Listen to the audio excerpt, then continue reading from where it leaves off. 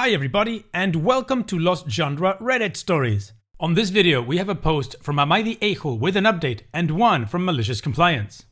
So if you want to get started with the stories, then just use the timestamps below the video. Now, I'd like to thank all of you that support me and my videos. It means a lot to me that you do, so thank you so much, and I hope you keep enjoying the content. And if this is the first time watching one of my videos and you like it, then consider subscribing to the channel and joining us on Discord. Now let's get started with today's stories. This post is from the subreddit Am I the A-hole, and it's by user Skill217. Am I the a-hole for insisting that my wife's friends stay in a hotel? Most of this took place a few years ago, but it's needed for context. My wife's best friend is a gay guy. A few years ago, he got a partner, and it was a big deal as he'd never had a long-term partner before. But as he lives quite a few hours away, a weekend visit seemed like the best way to meet. Our spare room has a bookshelf with the remaining items of my nerdy collection. I'd sold most of it to help buy us the house, and these were the items that were the most valuable to me sentimentally and value-wise. I don't mind people staying in the room, I just ask them to be mindful of my stuff. So he and his partner came for a weekend. Things were perfectly fine. His boyfriend was very shy but seemed like a nice guy. Unfortunately, I got the news that my gran had a really bad fall and it caused an aneurysm. She was given an estimate of a few days before she would pass by. I was obviously upset and went to see her in the hospital. My wife wanted to come with me, so we made sure her friends were okay and left them to it late afternoon. We were in the hospital for about 8 hours as she slipped in and out of consciousness and seemed in terrible pain. Finally, we decided to go home and get some rest before going back the next day. When we got there are some clothes on the floor in the living room and our rabbit is looking very strange and huddled in a corner. A few minutes later, her friends come running out of the bathroom with towels and disappear upstairs to the spare room. At that moment, I didn't care as I was exhausted and went to bed. In the morning, my wife went to explain that we would be going back to the hospital, and they said that was great because the new boyfriend needed to go to the ER as he had really bad pains. That worked out as we didn't know what to do with them till they could get their train. This meant we could drop them off as it was the same hospital and the train station was nearby. He got the all clear and they left. My gran hung on for a week before passing, thankfully in peace. However, when cleaning the spare room, I found that several of my things had been tampered with. 3 model kits were broken, not unfixable, but the worst was that a mint inbox vintage transformer had been opened. I was incredibly pissed off by this and ended up ranting about how they were selfish jackasses. My wife said she didn't want to complain to them because she didn't want them to think I was homophobic. Which I replied that I don't care what they think. Their sexuality had zero to do with it. It was their lack of respect. I calmed down and eventually just dropped it. However, it's now 2 years later and they want to come to stay again now that COVID restrictions are easing off. I said that was fine, but they would need to get a hotel as I am not having them stay in the spare room. My wife thinks I'm being an a-hole for this and didn't want to tell them to do that. Am I the a-hole here? No, OP, you are definitely not the a-hole, and you are absolutely entitled to still be upset about this. They opened a mint inbox vintage transformer.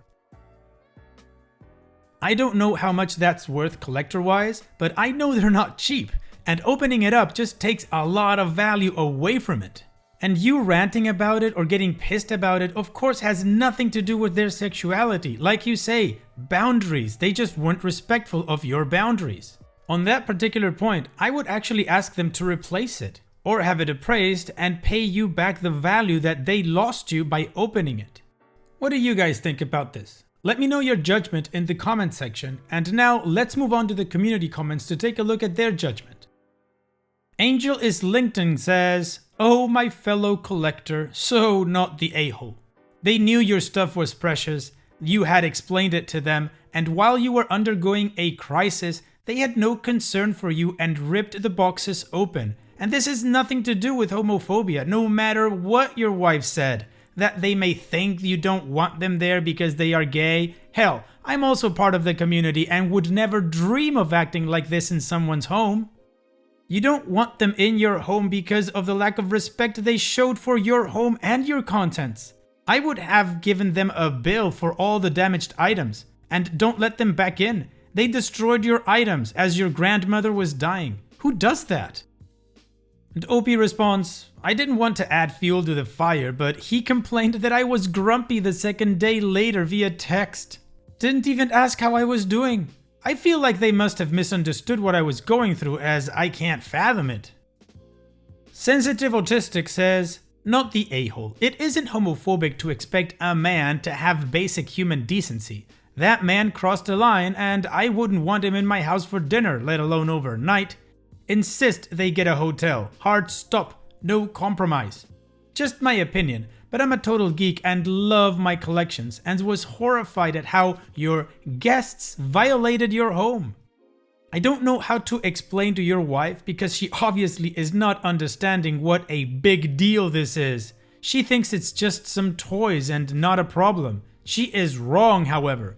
That dude crossed a line. Good luck explaining the obvious to your wife. And Dopey responds, she gets it sometimes. I think it was more embarrassment and then thinking I should forgive them without them actually knowing what they did wrong because she hates conflict. KFNNP says, I'm confused. What was the significance of the rabbit looking strange, the clothes in the living room, and the friends running into the spare room with towels? If the issue is the damage to your stuff in the spare room? And OP responds, okay. I had to cut that short because it was over the limit count. Basically, it was very overtly they had been having sex in our living room. I would have been fine if it was the bedroom, but the door to the house basically comes right into the living room. If we hadn't made noise arriving, we would have walked in on them. It's just a bit disrespectful. OP's edit. Okay, so initially I cut the post down for word count. People are asking about the weird bit I left in about coming home and the rabbit. Okay, so it seems like they had been having sex in the living room. Also, the boyfriend's injury seemed to be a cut on his scrotum that he was worried would be infected. Now, our rabbit can't get bitey when spooked, so it seems like he got a fright while they were doing it and bit the boyfriend on his nuts. This is the bunny boy. His name is Juan Sanchez Villalobos Ramirez. Don't mess with him. Edit 2. Electric Boogaloo. Thanks for the support, everyone. It's helped me clear my head as feel like I'm definitely seeing things clearly. I had a talk with Eve. My wife got home and she was a bit less freaked out. I think I was angry when she told me they wanted to come back. I reminded her of all of the antics and she started to sound much more understanding. She asked me to help her craft a message to them to explain things. We listed our problems with their last visit, apart from the sex and rabbit attack. And she also said she hadn't actually confirmed anything with them yet. We will see what their reply is. Okay, so now we understand why the rabbit was huddled in the corner and they were in the bathroom and he had a cut, all that stuff. Now, I have to say, from a personal point of view, I think it's super disrespectful if you're a guest in somebody's house to just go about having sex in other rooms that is not the guest room. I mean, that's what beds are for. If they did it on the couch, I wouldn't want to sit on that couch. And please note that this has nothing to do with sexuality. I wouldn't want to sit on that couch regardless of who had sex in it. In a guest bedroom, I can change the linens. In the couch, I don't want to reupholster it. I'd just probably sell the couch. But, that's just me. Anyways, we have a really short edit update from OP regarding the response from the friend and the boyfriend. So let's finish off this story with that. We got a reply back. It is very apologetic. They apparently forgot to bring it up due to them being worried about the infected cut, but it seems that the model kits were accidentally knocked over by a bag, and that they meant to tell me. Also, the boyfriend has ADHD and really bad impulse control. He had recently changed his meds and was a bit out of sorts, which I could see he definitely was a bit odd. Anyway, he picked up one of their transformers and flicked the box open before he knew what he was doing. There was cut tape, so it wasn't as easy as it sounds to just flick open. He never actually pulled the toy out and stopped and put it back right away. not realizing that the box got a bit of damage from it.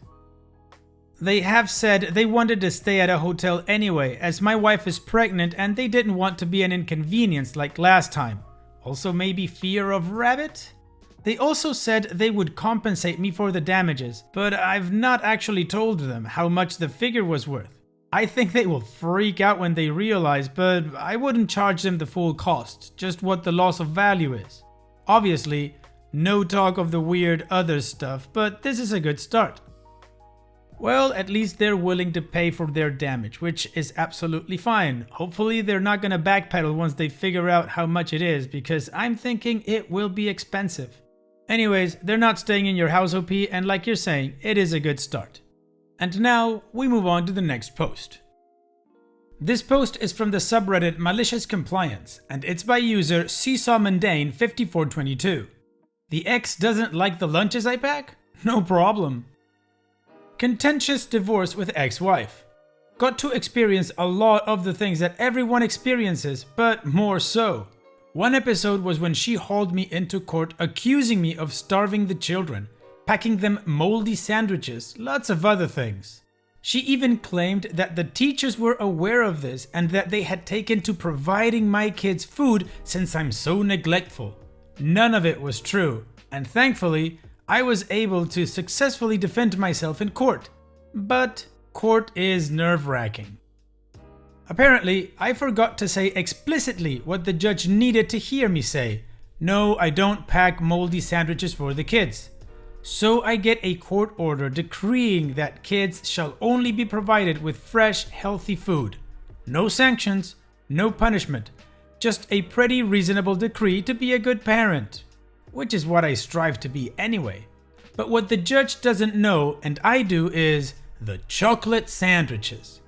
Chocolate sandwiches are 2 slices of bread with chocolate hazelnut butter spread between. But calling them Nutella sandwiches gives them a dignity I feel they do not deserve. But now I have a court order to provide healthy food. I'm sure as heck not going to go back in front of the judge and try to argue that chocolate sandwiches count as fresh, healthy food. So I sent an email to the ex explaining that the kids will be eating the free school lunches from now on. Note, free school lunches, which means kids were never in any danger even if her accusations had been true. But when I tell her the kids will be eating school lunches from now on, she is very upset. Oh, but the kids are sensitive. There aren't any options they will eat. How can you be so cruel? Can you at least provide them with some chocolate protein bars? You see, she knows what I've been packing them because it's exactly what she packs them. She didn't want me to change, she just wanted me to get in trouble. Also, it is impossible to understate how important control is to her. Denying the kids their special chocolate sandwiches is in line with denying them fresh water or kidnapping them. Like, it is incredibly important to this woman that every little wish and desire of her children be granted, and to not humor them is, in her eyes, quite literally child abuse. Also, denying her control over what goes on in my house is very upsetting. But nope, nope, and nope. Take me to court over the food I pack? I'm not packing food anymore. Duh. So I email the court, not the judge, to make sure I have support for this school lunch plan. Yes I do. So the next time I get the kids, I explain to them the new plan. They parrot back their mom's talking points. But can't we make the chocolate sandwiches? We are so sensitive. There aren't any options we can eat. Can you at least give us chocolate protein bars? Nope, nope, and nope. Each week I get to ask them, how was the school lunch? And it's a win-win for me. If they answer not good, I can trot out the old, it's good for you to try different things. And I can enjoy knowing that I'm teaching them life skills.